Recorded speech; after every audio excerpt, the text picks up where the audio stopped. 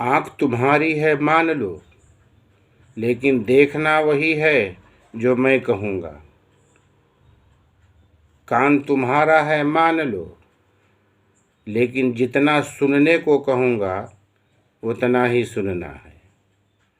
ज़ुबान तुम्हारी है मानता हूँ, लेकिन जितना बोलने को कहूँगा उतना ही बोलना है, वरना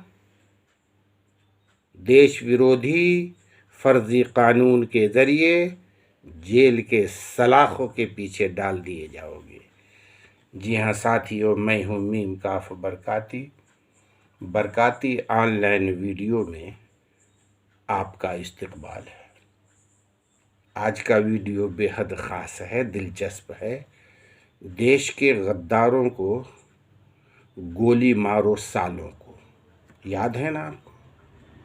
अनुराग ठाकुर बीजेपी के मंत्री, सिर्फ मंत्री थे, और जब उन्होंने देश के गद्दारों को गोली मारो सालों को सरेआम मंच से ऐलान किया तो वो केंद्रीय मंत्री बन गए। जी हाँ साथियों, लेकिन बात समझ में नहीं आई।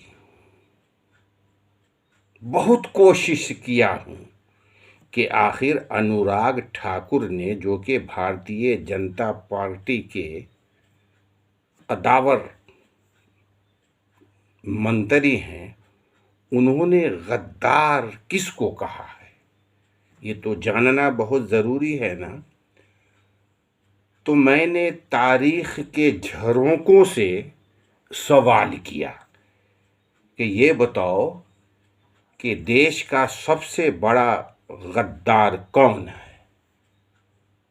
तो तारीख आईने की शक्ल में मेरे सामने है कि आज़ादी से पहले जो भारतीय जनता पार्टी संघ परिवार के वीर थे वो गद्दार थे। आज़ादी के बाद महात्मा गांधी जी को जिसने गोली मारी वो देश के गद्दार थे। समझ रहे हैं ना आप मेरी बातों को? ज़रा कोशिश कीजिए, दिमाग लड़ाइए।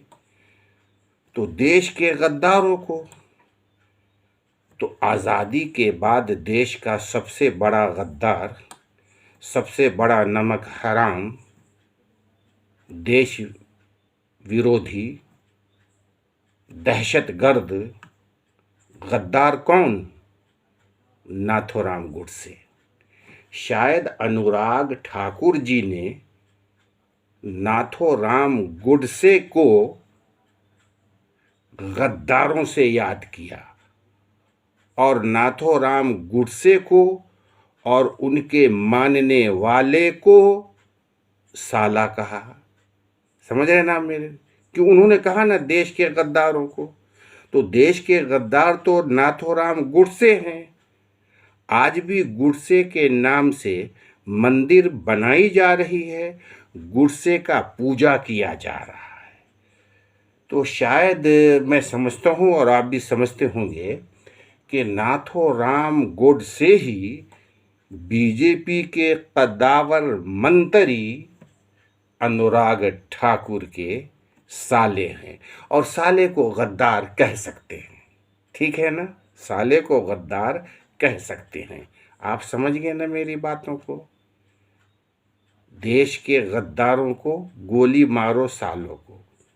पहले सिर्फ मंत्री थे अनुराग ठाकुर, और जब अपने साले को याद किया, जब उन्होंने अपने साले को याद किया, ये बात अलग है कि गद्दार कहकर याद किया, ये तो हकीकत है। तो उनको पोस्ट मिल गई, तरक्की मिल गई, है ना। सिर्फ मंत्री थे, अब वो केंद्रीय मंत्री बन गए। ये कमाल है ना साथियों, क्या बात है साथियों। समझ गए ना आप मेरी बातों को? एक दूसरी बात, इन दिनों मुल्के वतन अजीज़ में मुसलमानों के करीब तरीन पहुंचने की कोशिशें की जा रही हैं। संघ परिवार हो या भारतीय जनता पार्टी, पसमानदा मुसलमानों के करीब जाकर जलसे आम में पसमानदा मुसलमानों की पसमानदगी मुस्लिम के रहनुमाओं पर थोपी जा रही है कि आज़ादी के बाद आखिर तुम आज तक पसमानदा हो गए। मैं भारतीय जनता पार्टी और संघ परिवार से जानना चाहता हूँ कि आप बताएं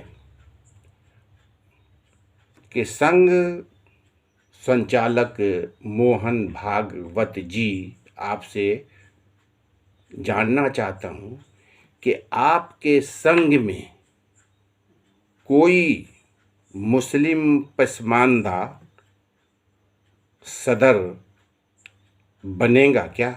याद रखिए।